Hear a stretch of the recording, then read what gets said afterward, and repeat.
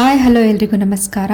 ಇವತ್ತಿನ ವಿಡಿಯೋದಲ್ಲಿ ನಾನು ಚಳಿಗೆ ಬಾಯಿಗೆ ರುಚಿ ಕೊಡ್ತಕ್ಕಂತಹ ಮೆಂತ್ಯ ಸೊಪ್ಪಿನ ಗೊಜ್ಜನ್ನು ಯಾವ ರೀತಿ ಮಾಡೋದು ಅಂತ ತಿಳಿಸ್ಕೊಡ್ತಾ ಇದ್ದೀನಿ. ಇದು ಅಕ್ಕಿ ರೊಟ್ಟಿ ಜೊತೆ ಹಾಗೆ ಬಿಸಿ ಅನ್ನದ ಜೊತೆ ತಿಂತಾ ಇದ್ರೆ ತುಂಬಾ ಚೆನ್ನಾಗಿರುತ್ತೆ. ಮಾಡೋದಕ್ಕೆ ಏನೇನು ಬೇಕು ಅಂತ ನೋಡೋಣ ಬನ್ನಿ.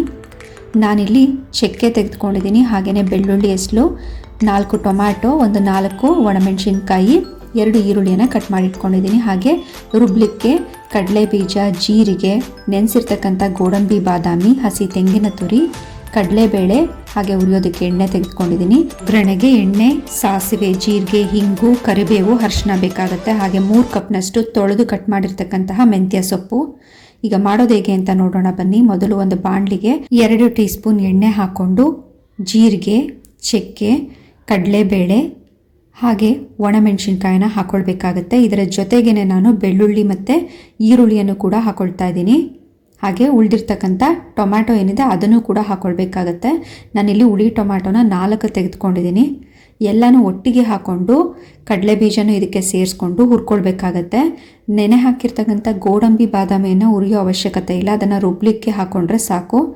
ಟೊಮೆಟೊ ಸ್ವಲ್ಪ ಸಾಫ್ಟ್ ಆಗೋವರೆಗೂ ಒಂದು 2 ರಿಂದ 3 ನಿಮಿಷ ಹೈ ಫ್ಲೇಮ್ನಲ್ಲಿ ಇದನ್ನು ಹುರ್ಕೊಳ್ಬೇಕಾಗತ್ತೆ. ನೋಡ್ತಾ ಇದ್ದೀರಲ್ಲ, ಸ್ವಲ್ಪ ಸಾಫ್ಟ್ ಆಗ್ತಿದೆ. ಇವಾಗ ಸ್ಟವ್ನ ಆಫ್ ಮಾಡಿಕೊಂಡು ಇದನ್ನು ಮಿಕ್ಸಿ ಜಾರ್ಗೆ ಹಾಕ್ಕೊಳ್ಬೇಕು. ನಾನಿಲ್ಲಿ 1 ಕಪ್ನಷ್ಟು ಹಸಿ ತೆಂಗಿನ ತುರಿ ಹಾಕ್ಕೊಳ್ತಾ ಇದ್ದೀನಿ. ಅದಕ್ಕೇ ನೆನೆಸಿರ್ತಕ್ಕಂಥ ಬಾದಾಮಿ ಮತ್ತು ಗೋಡಂಬಿಯನ್ನು ಹಾಕ್ಕೊಂಡು ಏನು ನಾನು ಹುರ್ಕೊಂಡಿದ್ದೀನಿ ಅದನ್ನು ಕೂಡ ಹಾಕ್ಕೊಳ್ಬೇಕು. ಸ್ವಲ್ಪ ತಣ್ಣಗಾದ ನಂತರ ನೀವು ಇದನ್ನು ರುಬ್ಕೊಳ್ಬೇಕಾಗತ್ತೆ. ಗೋಡಂಬಿ ಬಾದಾಮಿ ಹಾಕೋದ್ರಿಂದ ಪೇಸ್ಟ್ ತಿಕ್ಕಾಗಿ ಬರುತ್ತೆ, ಟೇಸ್ಟ್ ಕೂಡ ತುಂಬಾ ಚೆನ್ನಾಗಿರುತ್ತೆ. ಈಗ ಎಷ್ಟು ಬೇಕೋ ಅಷ್ಟು ನೀರನ್ನ ಹಾಕ್ಕೊಂಡು ಇದನ್ನು ರುಬ್ಕೊಳ್ಬೇಕು. ತುಂಬ ನುಣ್ಣಗಿಲ್ದಿದ್ರು ಈ ರೀತಿ ಸ್ವಲ್ಪ ತರ್ತರಿಯಾಗಿದ್ರೂ ಚೆನ್ನಾಗಿರುತ್ತೆ. ಇಷ್ಟು ರುಬ್ಕೊಂಡ್ರೆ ಸಾಕು.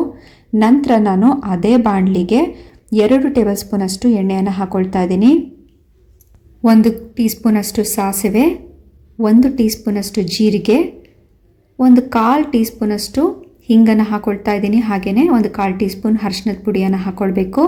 ನಾನಿಲ್ಲಿ ಅರ್ಧ ಟೀ ಸ್ಪೂನಷ್ಟು ಖಾರದ ಪುಡಿ, ಹಾಗೆ 1 ಟೀ ಸ್ಪೂನಷ್ಟು ಧನಿಯಾ ಪುಡಿ, 1 ಟೀ ಸ್ಪೂನು ಗರಂ ಮಸಾಲ ಕೂಡ ಸೇರಿಸ್ಕೊಂಡು 1 ನಿಮಿಷ ಇದನ್ನು ಹೀಗೆ ಮಿಕ್ಸ್ ಮಾಡಿಕೊಂಡು ಫ್ರೈ ಮಾಡ್ಕೊಳ್ಬೇಕು. ಲೋ ಫ್ಲೇಮ್ನಲ್ಲೇ ಇದನ್ನು ಹುರ್ಕೊಳ್ಬೇಕು, ಯಾಕಂದರೆ ಎಣ್ಣೆನಲ್ಲಿ ಇದು ಸೀಬಾರ್ದು.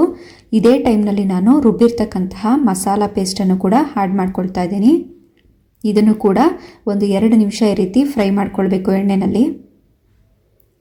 ಇವಾಗ ನಮಗೆ ಗ್ರೇವಿ ಯಾವ ಕನ್ಸಿಸ್ಟೆನ್ಸಿಗೆ ಬೇಕೋ ಆ ಅಳತೆಗೆ ನೀರನ್ನ ಹಾಕ್ಕೊಳ್ಬೇಕು. ನಾನು ಮಿಕ್ಸಿ ಜಾರ್ನೆಲ್ಲ ನೀಟಾಗಿ ತೊಳ್ಕೊಂಡು ಅದೇ ನೀರನ್ನ ಸೇರಿಸ್ಕೊಳ್ತಾ ಇದ್ದೀನಿ. ನಿಮಗೆ ದೋಸೆ, ಚಪಾತಿ ಅಥವಾ ರೊಟ್ಟಿಗೆ ಏನಾದರೂ ಬೇಕಂದರೆ ಸ್ವಲ್ಪ ಗಟ್ಟಿಯಾಗಿ ಮಾಡ್ಕೊಳ್ಬೇಕಾಗತ್ತೆ. ಆವಾಗ ನೀರನ್ನ ಕಡಿಮೆ ಹಾಕ್ಕೊಳ್ಳಿ. ಇದು ಬೇಯ್ತಾ ಕೂಡ ಇನ್ನೂ ಗಟ್ಟಿ ಆಗುತ್ತೆ, ಹಾಗಾಗಿ ನೋಡಿಕೊಂಡು ನೀವು ನೀರನ್ನ ಆ್ಯಡ್ ಮಾಡ್ಕೊಳ್ಬೇಕು.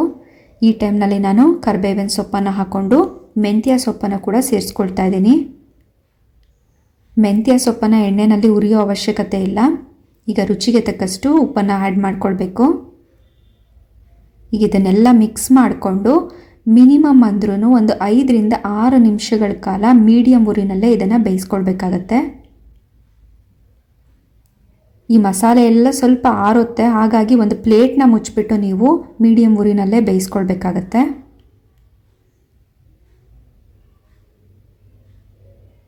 ಇದರ ಮೇಲೆ ಒಂದು ಪ್ಲೇಟನ್ನು ಮುಚ್ಚಿಬಿಟ್ಟು ನಂತರ ನಾವು ಒಂದು 5 ನಿಮಿಷ ಬೆಂದ ನಂತರ ಈಗ ತೆಗೆದು ನೋಡಿದ್ರೆ ಸ್ವಲ್ಪ ನೀರೆಲ್ಲ ಸೈಡ್ ಬಿಟ್ಕೊಂಡಿರುತ್ತೆ. ನಿಮಗೆ ನೋಡಿ ಕನ್ಸಿಸ್ಟೆನ್ಸಿ ಬೇಕು ಅಂದರೆ ಇನ್ನು ಸ್ವಲ್ಪ ನೀರನ್ನ ಸೇರಿಸ್ಕೊಳ್ಬೋದು. ಇಲ್ಲ ಇದೇ ಕನ್ಸಿಸ್ಟೆನ್ಸಿ ಸಾಕು ಅಂದರೆ ಹೀಗೆ ಕೈ ಆಡಿಸ್ತಾ ಇನ್ನೊಂದು 5 ನಿಮಿಷ ಇದನ್ನು ಬೇಯಿಸ್ಕೊಳ್ಬೇಕಾಗತ್ತೆ. ಒಂದು ಹೈ ಫ್ಲೇಮ್ನಲ್ಲೇ ಇದನ್ನು ಬೇಯಿಸ್ಕೊಳ್ತಾ ಹೋದರೆ ಇದು ಥಿಕ್ನೆಸ್ಸು ಇನ್ನೂ ಚೆನ್ನಾಗಿ ಬರುತ್ತೆ. ನೋಡ್ತಾ ಇದ್ದೀರಲ್ಲ, ಗಟ್ಟಿ ಆಗ್ತಾ ಇದೆ, ಎಣ್ಣೆ ಎಲ್ಲ ಬಿಟ್ಕೊಳ್ಳುತ್ತೆ ಸೈಡ್ಸು. ಇಷ್ಟು ಆದರೆ ಪರ್ಫೆಕ್ಟ್ ಕನ್ಸಿಸ್ಟೆನ್ಸಿ. ಇದನ್ನು ಸ್ಟವ್ ಆಫ್ ಮಾಡಿಕೊಂಡು ನೀವು ಸರ್ವ್ ಮಾಡ್ಬೋದು. ಬಿಸಿ ಅನ್ನದ ಜೊತೆ ತುಪ್ಪ ಹಾಕ್ಕೊಂಡು ತಿಂತಾ ಇದ್ರೆ ತುಂಬಾ ಚೆನ್ನಾಗಿರುತ್ತೆ. ಈ ವಿಡಿಯೋ ಇಷ್ಟ ಆದರೆ ಲೈಕ್ ಮಾಡೋದನ್ನು ಮರಿಬೇಡಿ. ಹಾಗೆ ಹೊಸದಾಗಿ ನನ್ನ ಚಾನಲ್ ನೋಡ್ತಾ ಇದ್ರೆ ಸಬ್ಸ್ಕ್ರೈಬ್ ಮಾಡಿಕೊಂಡು ಸಪೋರ್ಟ್ ಮಾಡಿ. ಧನ್ಯವಾದಗಳು.